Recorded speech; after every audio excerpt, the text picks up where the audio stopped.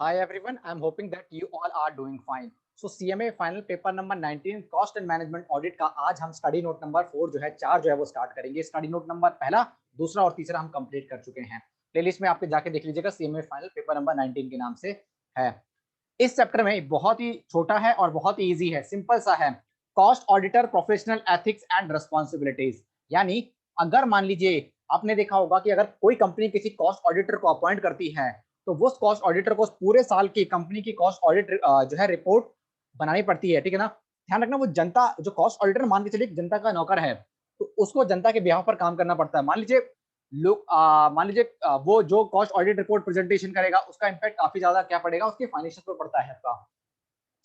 तो दोस्तों क्या होता है कि कॉस्ट ऑडिटर जो है ना, वो ऐसे ही नहीं कि मतलब कि अगर मान लीजिए किसी ने पैसा देकर कुछ खिला दिया तो वो कैसी भी जिसका जैसा मन है वैसी उसने रिपोर्ट दे दी है। लोगों का फेथ है, ध्यान रखना, तो लोगों के फेथ से खिलवाड़ नहीं किया जाएगा। इसलिए अगर कोई कॉस्ट ऑडिटर गलती करे तो उसके लिए क्या सजा है, क्या उसकी रिस्पॉन्सिबिलिटीज है एज अ कॉस्ट ऑडिटर होने के नाते। प्रोफेशनल एथिक्स क्या क्या है, उसकी रिस्पॉन्सिबिलिटीज क्या है, अगर वो अपनी रिस्पॉन्सिबिलिटीज का गलत इस्तेमाल करता है तो उसके लिए क्या सजा है, ये सारी हम इस चीज में पढ़ेंगे। क्या क्या कवर करेंगे ये देख लेते हैं हम। कॉस्ट ऑडिटर की डेफिनेशन, प्रोफेशनल एथिक्स क्या क्या है, उसके ड्यूटी ऑफ कॉस्ट ऑडिटर, और अगर वो फ्रॉड करता है तो उसको क्या सजा मिलेगी, पनिशमेंट क्या है फ्रॉड करने पर, पनिशमेंट फॉर फॉल्स स्टेटमेंट, यानी कंपनी के जो डॉक्यूमेंट, जिस कंपनी सपोर्टिंग डॉक्यूमेंट जो दे रही थी, कंपनी की जो कॉस्ट ऑडिट रिपोर्ट थी वो कुछ और बोल रही थी, कंपनी के लिए नेगेटिव बातें बोल रही थी, लेकिन कॉस्ट ऑडिटर को पैसे खिला दिए उन्होंने, तो कॉस्ट ऑडिटर ने जो है अच्छी अच्छी बातें जो है कंपनी की लिख दी। नेगेटिव बातों को नहीं दिखाया कि जो उसके बोर्ड ऑफ डायरेक्टर है वो क्या गलत काम कर रहे हैं, उन चीजों को कॉस्ट ऑडिटर ने नहीं दिखाया, बल्कि जो चीजें अच्छी थी वो दिखा दी है। तो कॉस्ट ऑडिटर को क्या पनिशमेंट मिलेगी गलत काम करने के लिए और फॉल्स स्टेटमेंट जारी करने के लिए, कॉस्ट ऑडिटर के क्या प्रोफेशनल एथिक्स है, ड्यूटी क्या है उसके कॉस्ट ऑडिटर के, वो सारे हम देखेंगे। सबसे पहले हम पढ़ते हैं कि कॉस्ट ऑडिटर कौन है।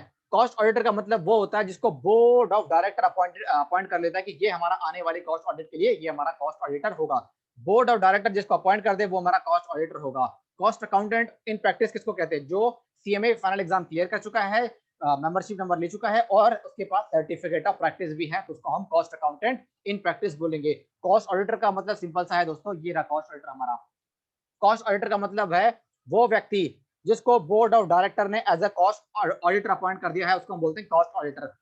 उसके बाद cost accountant in practice. Cost accountant in practice का मतलब सिंपल सा, जिसने सीएमए का फाइनल एग्जाम का बोथ ग्रुप क्लियर कर लिया है, मेंबरशिप नंबर ले लिया है, उसके पास सर्टिफिकेट ऑफ प्रैक्टिस भी है।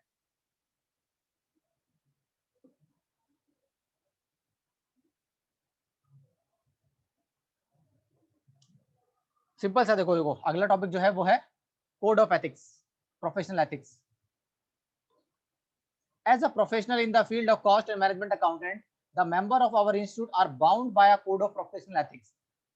सिंपल सा भाई कि उनकी भी एक लिमिटेशन है कि उनको भी अपने प्रोफेशनल एथिक्स जो है फॉलो करने चाहिए।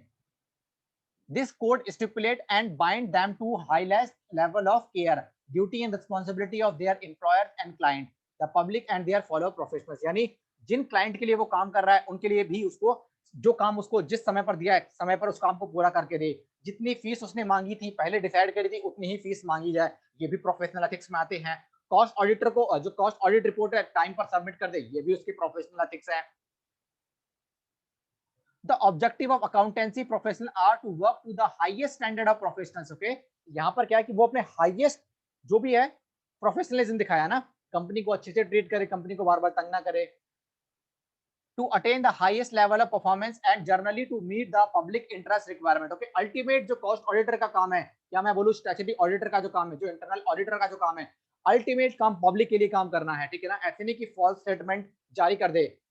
कंपनी के अंदर दिक्कत थी, आपने कुछ दिखाई नहीं कि कंपनी के अंदर दिक्कत, आपने कहा भाई नक्की एकदम बढ़िया एकदम कॉस्ट ऑडिट रिपोर्ट, जो कि एक गलत बात है।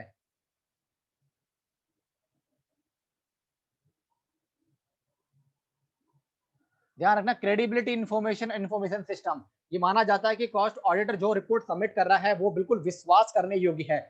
तो ऐसा ना करना चाहिए, कॉस्ट ऑडिटर को कभी ऐसा नहीं करना चाहिए कि वो लोगों के विश्वास के साथ विश्वासघात करेगा, ऐसा नहीं करना चाहिए।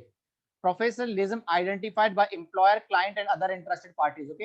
एम्प्लॉयर को भी दिखाना चाहिए भाई अपने प्रोफेशनलिज्म, क्लाइंट को भी दिखाना चाहिए, कॉस्ट ऑडिटर को भी दिखाना चाहिए, और अदर जो इंटरेस्टेड पार्टी सबको अपना प्रोफेशनलिज्म दिखाना चाहिए। सिंपल सा है भाई, जिसका जो काम है वो अपने काम को अगर ढंग से पूरा कर देता है, अगर अच्छी तरीके से काम को पूरा करता है, ईमानदारी के साथ अगर काम को पूरा करता है, तो माना जाएगा कि सब लोगों ने अपना जो है प्रोफेशनलिज्म जो है वो पूरा किया है।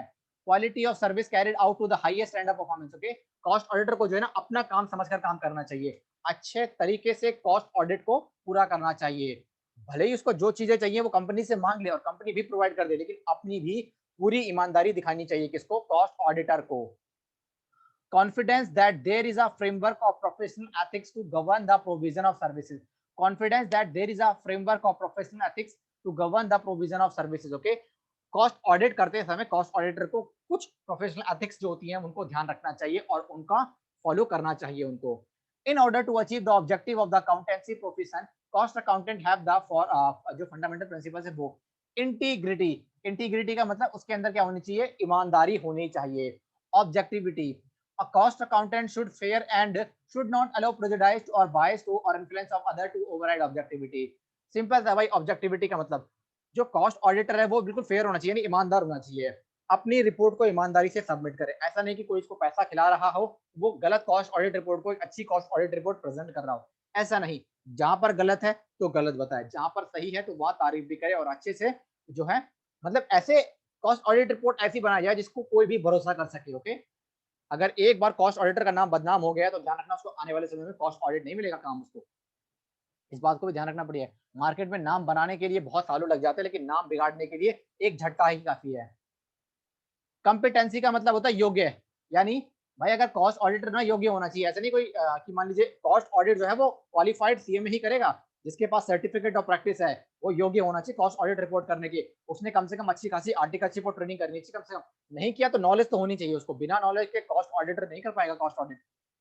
A cost accountant must refrain from the performing any service which is not incompetent to carry out unless proper advice and assistance is obtained to ensure that there is a service to perform to the satisfaction। Simple सा भाई कि वो योग्य होना चाहिए, उसको knowledge होनी चाहिए कॉस्ट ऑडिट की, एक दो बार उसने करा भी होना चाहिए, लेकिन कम से कम अगर कोई दिक्कत भी होती है तो कम से कम वो किसी और की हेल्प ले, लेकिन कम से कम एक योग्य होना चाहिए कॉस्ट ऑडिट को पूरा करने के लिए। कॉन्फिडेंशियलिटी का मतलब वो अपनी जो डिटेल्स हैं वो अपने क्लाइंट की जो डिटेल्स है वो किसी और के साथ ना शेयर करे, कॉन्फिडेंशियल रहे। A cost accountant must not disclose the information carried out during the course of engagement and should not disclose any information without proper and specific authorities unless there is a legal or professional right or duty to disclose। Professional behavior यानी a cost accountant should act in a manner consistent with the good reputation of the profession। अब है duty of cost auditor to report fraud. अगर company में कोई fraud हो रहा है, board of director fraud कर रहे हैं, कोई मैनेजमेंट फ्रॉड कर रहा है, तो कॉस्ट ऑडिटर की यहाँ पर ड्यूटी होती है कि वो कॉस्ट ऑडिट रिपोर्ट में ये बातें मेंशन करे without any fear. If an auditor of a company in the course of the performance of his duties or auditor has reason to believe that an offense involving fraud is being or has been committed against the company by officer or employee of the company, he shall immediately report the matter to the CG within such time and such manner as might be prescribed। कहने का मतलब ये अगर कोई employee या board of director या management अगर कोई गलत काम कर रहा है या फ्रॉड पाया जाता है तो कॉस्ट ऑडिटर को सेंट्रल गवर्नमेंट को इमीडिएटली बताना चाहिए। Subsection 13 specifies that no duty to which an auditor of a company may be subject to shall be regarded as having been contravenes by reason of his reporting the matter referred to in subsection 112 में लिखना। अब देखना कि सजा क्या है। According to section 15, if any auditor, cost accountant or company secretary in practice do not comply with the provision of subsection 12, he shall be punishable with fine। Okay, अगर वो cost auditor जो है वो follow नहीं करेगा तो which fine shall not be less than 1 lakh rupees, यानी 1 लाख रुपए से कम मिनिमम उसको 1 लाख रुपए का फाइन तो लगे लगेगा। ये 1 लाख बढ़कर 25 लाख भी हो सकता है, 25 लाख रुपीस भी हो सकता है। Matter to be reported immediately but not later than 2 days working days specified. अगर कोई फ्रॉड है तो उसको बताना पड़ेगा नेचर क्या है फ्रॉड का, अप्रोक्सीमेट अमाउंट क्या, उस फ्रॉड में अगर अमाउंट इन्वॉल्व है तो अप्रोक्सीमेट कितनी अमाउंट इन्वॉल्व है, कौन कौन सी पार्टीज इन्वॉल्व है, और ये चीजें भी बतानी पड़ेगी। Following disclosure to be made in board report, board report में क्या क्या बातें उसको बतानी पड़ेगी। फ्रॉड का नेचर और डिस्क्रिप्शन क्या है, किस मतलब फ्रॉड क्या है, किस तरीके का नेचर क्या है फ्रॉड का। अप्रोक्सीमेट अमाउंट अगर आप बता सकते हो तो बताना पड़ेगा। पार्टीज कौन कौन सी इन्वॉल्व है और उनके ऊपर क्या क्या एक्शन लिया जाना चाहिए और क्या क्या लिया गया है अभी तक। पनिशमेंट ऑफ फ्रॉड, मान लीजिए अगर कोई मैनेजमेंट का जो बंदा अगर फ्रॉड करता है तो उसको क्या हो जाएगा, उसको इम्प्रिजनमेंट मतलब जेल हो सकती है, less than not less than कम से कम 6 महीने की तो होगी, जो बढ़कर कम से कम कितने साल की हो सकती है, और बढ़कर 10 साल। यानी अगर कोई मैनेजमेंट एम्प्लॉय अगर कॉस्ट ऑडिट रिपोर्ट मान लीजिए कि अगर उसको माना जाता है कि फ्रॉड कर रहा है कंपनी में, तो मिनिमम तो 6 महीने की होगी सजा। ये 6 महीने से लेकर यानी 6 महीने से लेकर 10 साल तक की सजा हो सकती है। और अमाउंट जो है वो जितने का फ्रॉड किया गया उतना किया गया या फिर उस अमाउंट का 3 गुना किया जा सकता है। यानी सिंपल है कि मिनिमम 6 मंथ की, मिनिमम जो है वो 6 मंथ की सजा मिल सकती है, जिसको बढ़ाकर 10 ईयर तक भी किया जा सकता है। और अमाउंट जो है वो, अमाउंट जो हो गया, पनिशमेंट का जो अमाउंट होगा वो या तो फ्रॉड अमाउंट के बराबर हो जाएगा, फ्रॉड अमाउंट के, या फिर और या तो बोल सकते हैं 3 times of fraud amount. Okay, यानी मान लीजिए फ्रॉड उसने 1 लाख रुपए का किया है, तो फ्रॉड अमाउंट कितना हो गया, 1 लाख एग्जैक्ट जितने का फ्रॉड किया है, या इसका 3 गुना 3 लाख, यानी 1 से 3 लाख के बीच में क्या कर सकते हैं, पनिशमेंट दे सकते हैं। फ्रॉड का मतलब क्या है ये देख लेते हैं। In relation to affair of a company, company से related a body corporate include any act, omission, concealment of any fact और अब्यूज ऑफ, सिंपल सा है, यानी आपने कुछ छुपाने की कोशिश करी है या फिर आपने अपनी पावर का गलत इस्तेमाल किया है। Abuse of position, any person with the convention man gain, यानी कोई फायदा उठाने के लिए, to gain undue advantage or injure the interest of company or shareholder, creditor or any other person whether or not there is any wrongful gain or wrongful loss. अब हम देख लेते हैं punishment for false statement, save as otherwise provided in this act if any report, certificate, financial statement, provision in false statement material, इतना simple सा है इतना। यानी आपने कोई ऐसा मतलब कोई भी सिंपल सा, या तो आपने which is falls in material particular, आपने ऐसी कोई चीज सबमिट करी है जो कि मान लीजिए मटेरियल जो है क्या नाम है, फॉल्स है वो, या फिर उसका जो मटेरियल है, जो फैक्ट है वो भी क्या है, आपने जो है जो है इसको which omit any material fact, okay, जो कि आपने जो मटेरियल फैक्ट था उसको छुपाने की कोशिश करी थी, यानी छुपाने की कोशिश करी थी, तो उसको भी हम सेक्शन 447 के तहत क्या करके पनिश करेंगे। तो ज्यादा था नहीं इसके अंदर, बस छोटा सा चैप्टर था एक बार फटाफट से देख लेते हैं। कॉस्ट ऑडिटर का मतलब वो है जिसको बोर्ड ऑफ डायरेक्टर जो है कॉस्ट ऑडिटर को अपॉइंट कर देगा। कॉस्ट अकाउंटेंट इन प्रैक्टिस का मतलब जिसने CWA या CMA फाइनल के बोथ ग्रुप निकाल दिए हैं, मेंबरशिप ले ली है और सर्टिफिकेट ऑफ प्रैक्टिस को मिल गया है।